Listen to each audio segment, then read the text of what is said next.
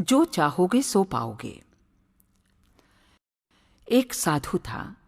वो रोज घाट के किनारे बैठकर चिल्लाया करता, जो चाहोगे सो पाओगे, जो चाहोगे सो पाओगे। बहुत से लोग वहां से गुजरते, पर कोई भी उसकी बात पर ध्यान नहीं देता और सब उसे एक पागल आदमी समझते थे।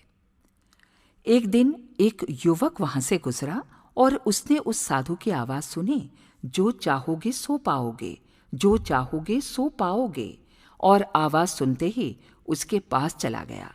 उसने साधु से पूछा, महाराज, आप बोल रहे थे कि जो चाहोगे सो पाओगे, तो क्या आप मुझको भी वो दे सकते हो जो मैं चाहता हूं?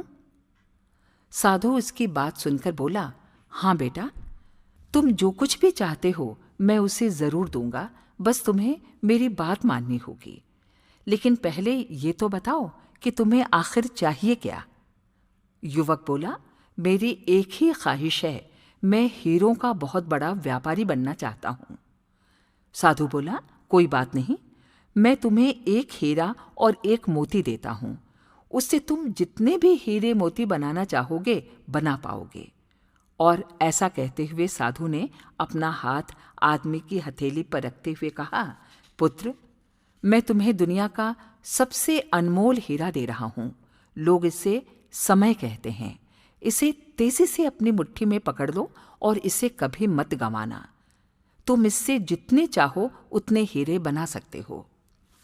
युवक अभी कुछ सोच ही रहा था कि साधु उसकी दूसरी हथेली पकड़ते हुए बोला, पुत्र, इसे पकड़ो, ये दुनिया का सबसे कीमती मोती है। लोग इसे धैर्य कहते हैं। जब कभी समय देने के बावजूद परिणाम न मिले तो इस कीमती मोती को धारण कर लेना। याद रखना, जिसके पास ये मोती है वो दुनिया में कुछ भी प्राप्त कर सकता है। युवक गंभीरता से साधु की बातों पर विचार करता है और निश्चय करता है कि आज से वो कभी भी अपना समय बर्बाद नहीं करेगा और हमेशा धैर्य से काम लेगा।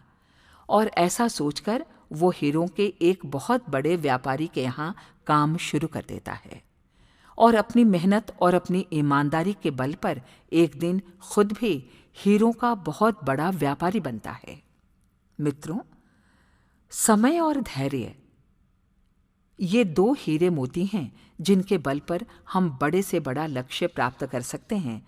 अतः जरूरी है कि हम अपने कीमती समय को बर्बाद न करें और अपनी मंजिल तक पहुंचने के लिए धैर्य से काम लें।